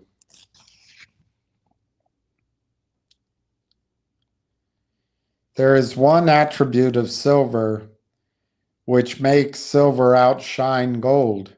Silver is the most electrically conductive element, I guess between the two, or maybe in total. In fact, silver is the very definition of conductivity. All other metals are measured on a scale in relation to it. So with silver wearing the crown at 100, copper at 97%, I guess, or 97 points, gold at 76, so that anything which demands peak electrical performance requires silver. From cell phones to spacecraft, batteries to brazing, medical hardware to mirrors, we need silver to get the job done. In fact, anything you own with an electrical contact or an on-off switch most likely contains silver. The internet, as you know it, would not exist without silver. And modern life requires ever-increasing amounts of this amazing element. Silver is the most reflective, thermally conductive, and electrically conductive of all the Earth's elements. There simply is no replacement. Half of all supply goes to purpose of silver. Half of all supply of silver goes to purposes such as mirrors, glass, industrial chemicals, RFID tags, dental alloys, water purification, catalysts, wires, circuit boards, touch screens, microchips, and more. Those solar panels that you see, they all need silver. The defense, automobile, aerospace, energy, and electronics industries all absolutely must have silver. And in almost all cases, there is no substitute for silver. Gold endures. Most of the gold ever mined is still around, at least in the history we know about. But silver is very often used up and thrown away. Silver is too cheap, currently anyway, for most recycling efforts. Silver is in almost every electronic or electric device you have ever owned. Most of those devices are in the landfills. Radios, TVs, refrigerators, calculators, alarm clocks, gaming devices, stereos, remote controls, power tools, computers, kitchen appliances, and old phones. They're all in landfills. The silver they contained is lost, and the metal must be replaced. Year in, year out. Your honor, your offer. Supply must keep growing to facilitate our ever-improving standard of living. Our way of living cannot exist without silver. Small but mighty. The silver market is minuscule, barely 1/8 the size of gold's. In 2020, total global silver mine production in 2020 was worth $16 billion. There are single companies who could buy all of the world's silver with their cash on hand. And compared to currency, silver is hardly noticeable. In 2020, the U.S. currency supply increased by more than 3.9 trillion. That was the increase. That's nearly 250 times more currency produced in 2020 than silver. 250 times more currency produced in 2020, 1 year, than silver. When the almost everything bubble pops, there will be a rush for shelter.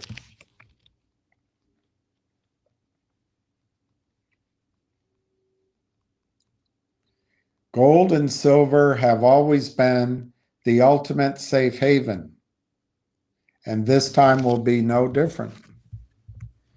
Both gold and silver will be in demand, but silver, sometimes called the poor man's gold, will stand out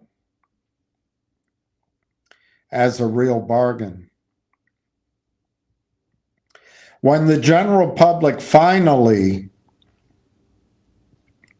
awakens from its coma and comes charging in, the public will correctly reason that $50 silver can more easily double, triple, or quadruple than $3,000 gold.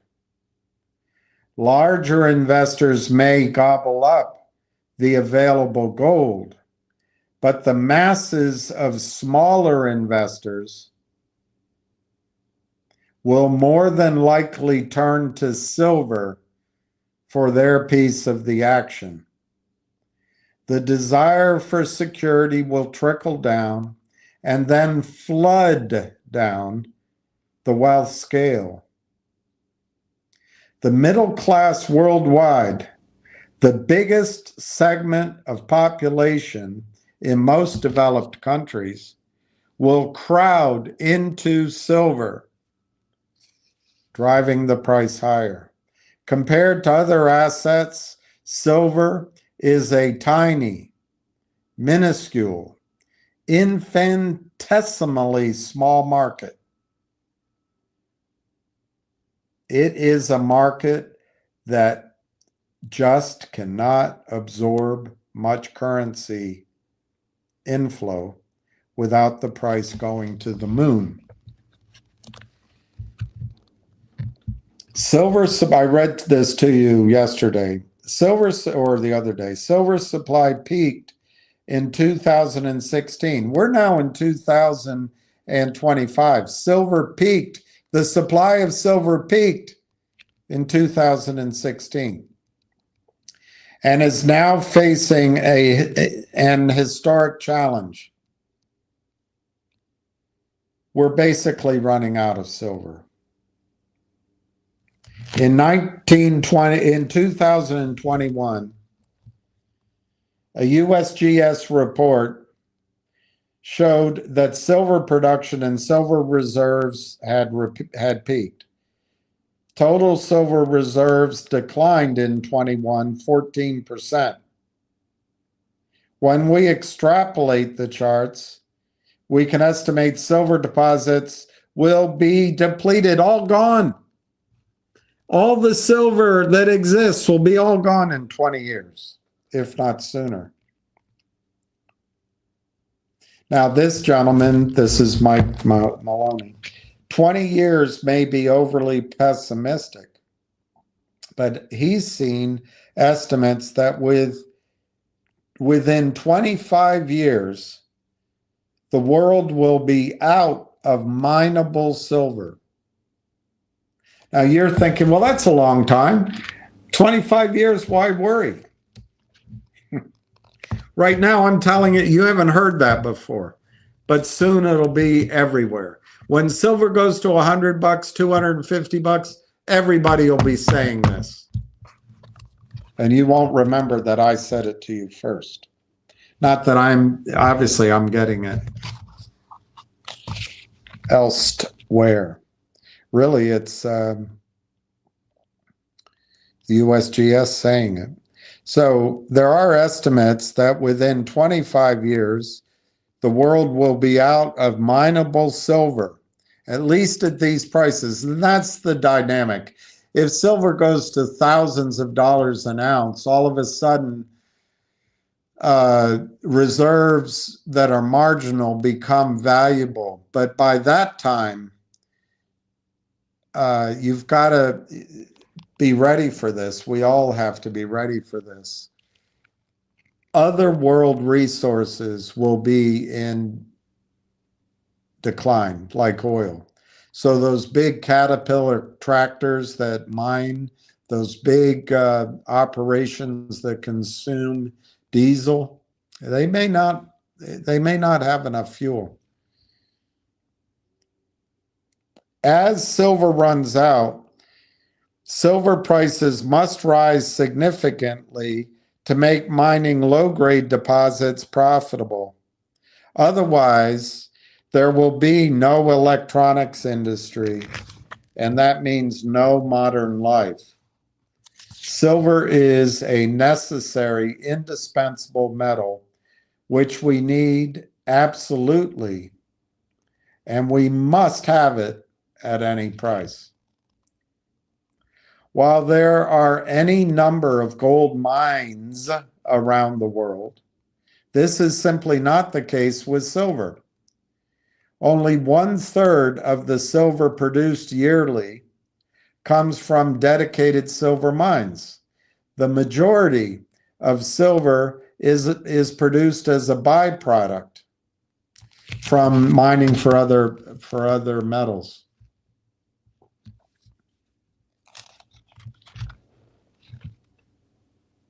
Many of you will know by now the famous story of the Hunt brothers, Nelson, William, and Lamar.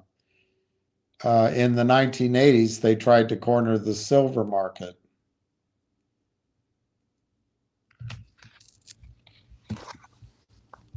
I've read about what they did, and they were pretty honorable guys as far as I could tell. The government intervened to squelch margin trading, and it caused the price to collapse. Could that happen again? Of course.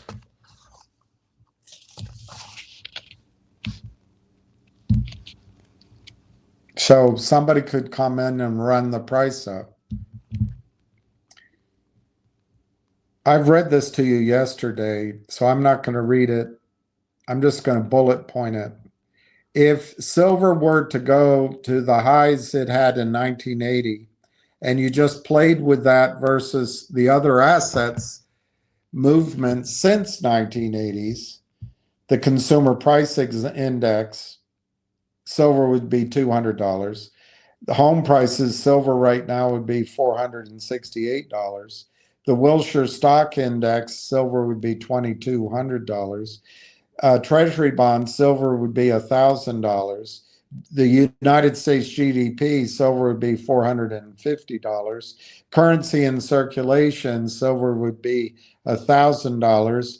And then some other measures of money supply. The average works out to $900 an ounce.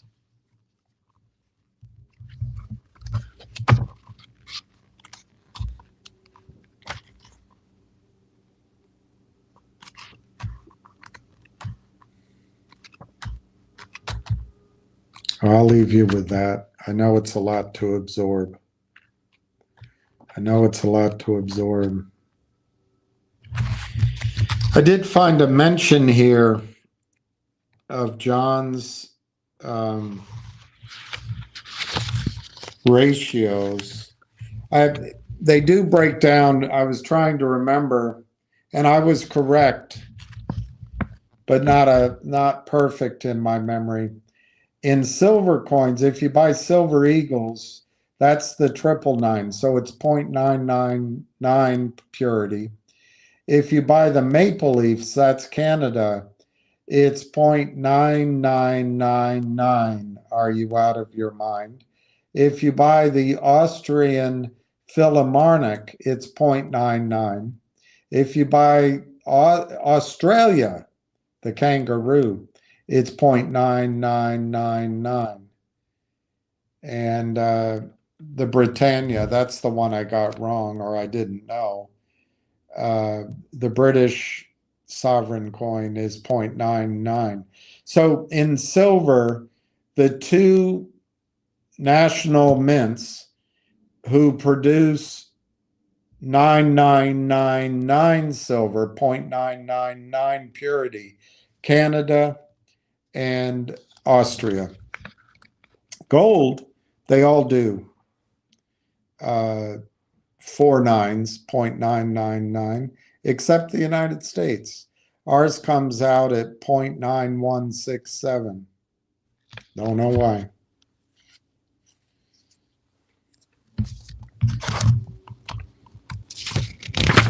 Let me just see if I can find the discussion. It's only a couple of paragraphs, so I may not find it on the gold silver ratio. I'm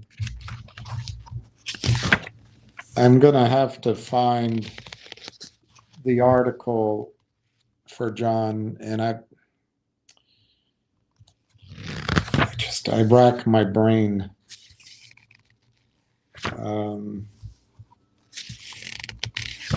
Yeah, I'll come up with it. My brain will come up with it. Okay.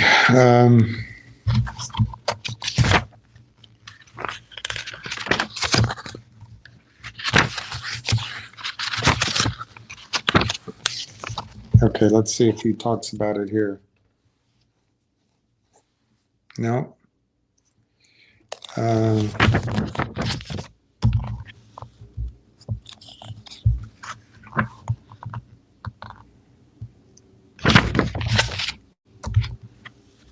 Here.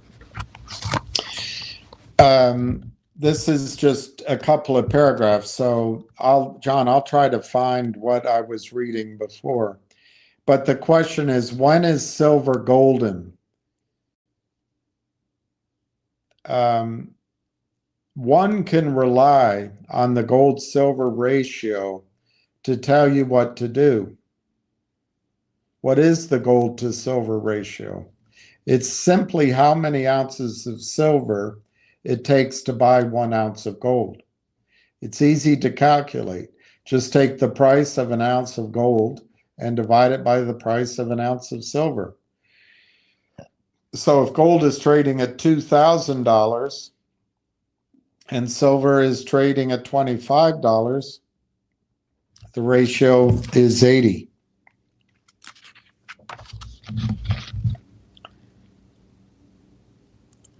When the gold to silver ratio is under 50, it suggests gold is undervalued compared to silver. So his cutoff is 50 to 1. So when 1 ounce of gold buys 50 ounces of silver or less, he thinks historically that makes gold cheap. So when the gold silver ratio is under 50, it suggests gold is undervalued compared to silver, and I buy gold. When the ratio is between 50 and 60, I spend 75% of my currency on gold and 25% on silver. When the ratio is between 60 and 70, I split my cash 50-50 and buy both equally. When the ratio is between 70 and 80, 75% of my currency goes to silver and 25% to gold. And when the gold to silver ratio is over 80, that's where it is today, I buy only silver. I think that's a good template.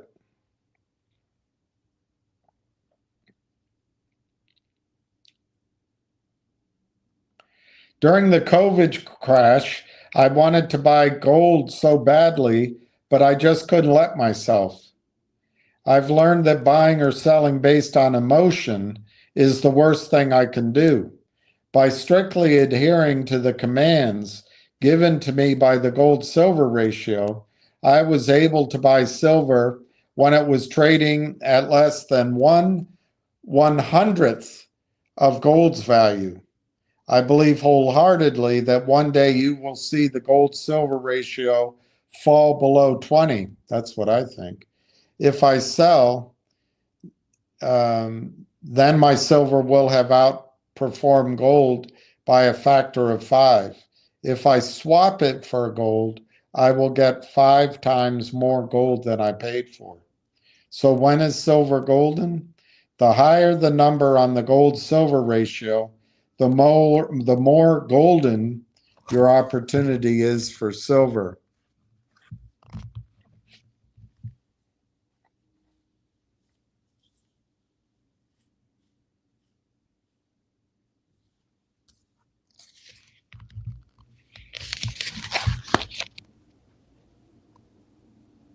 All right, I'll stop there.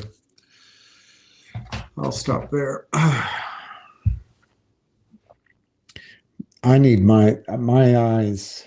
My eyes adored you. How about using some Gbux, 100 million to announce a share repurchase? Mike, that one, they don't have the money in yet. It's an LOI. 2, they're not here to make you money in a trade. 3, I cannot see how the people putting up $100 million would benefit by a share repurchase. I mean, I suppose, but they must have, I mean, whatever, you might be right. But I think they have a broader, bigger idea in mind. Just because they have 100 million doesn't mean they're correct in their analysis. But if I were putting up 100 million in a new company, it wouldn't be to buy back the shares of stock. It would be to implement whatever my business plan is and hopefully make many multiples on my investment. Yeah, I think, Darren, in China, I heard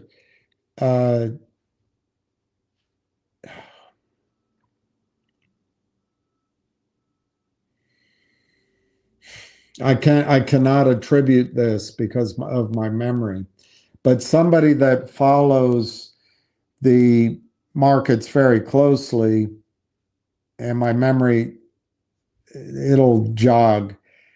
I'm not quoting it because it's just not popping in my head, but a long-term analyst of the gold market believes China has 38,000 tons of gold, not the 2,300 they report. Part of the way they get it, the citizens buy gold and silver, and they're buying gold and silver. That's pretty cool. One idea would be to go go through it, make sure if there's silver coins there, keep them, but change it in and go buy some silver.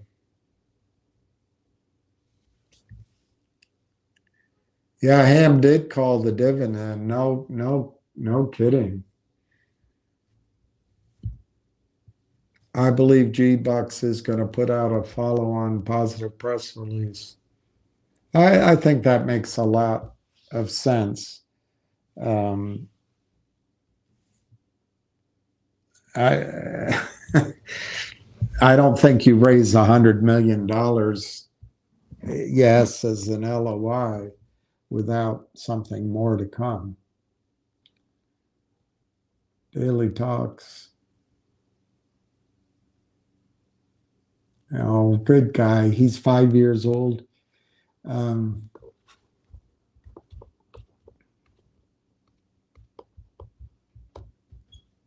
Silver isn't something to own forever. And that's what John's asking me to find, and I don't know where to find it. But the discussion of how, I mean, I can probably do it roughly in, all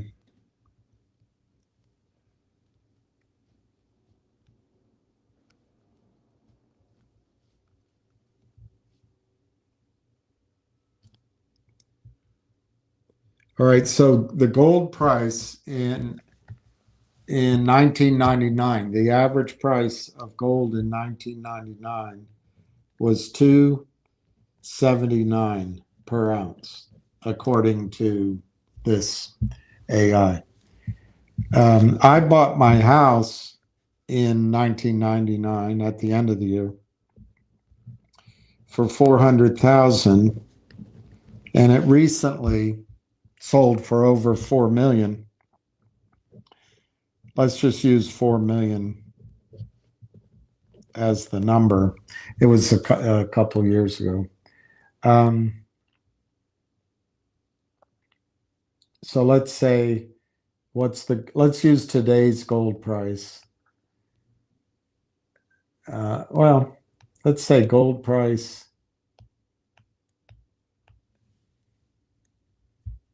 Yeah, let's just use today's gold price. 2,910. Well, it looks like it did about the same.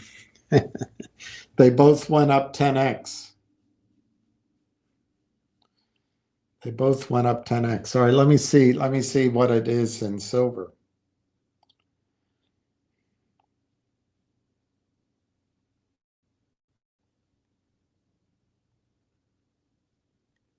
And the advantage of the house, of course, is you buy it with such little cash that your leverage is massive. But anyway, I missed out on it.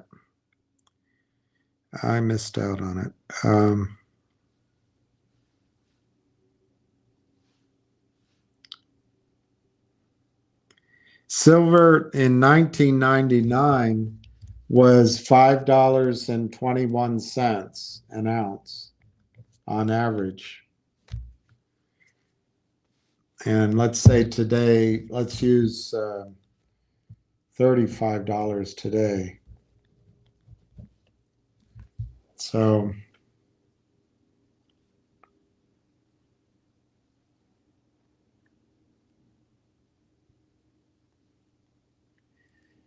Silver's up 7 times, real estate's up 10x, and gold's up 10x. So it's all, I guess it's all in that time frame. It's, I don't know what the lesson is there.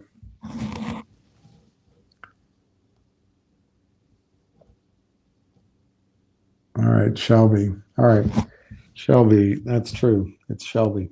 Okay, it's 1:53. I think I'm going to sign off, go get some lunch, and do other things. So thank you for signing in. Hang in there. Stock prices will turn around at some point. So cheers to everybody.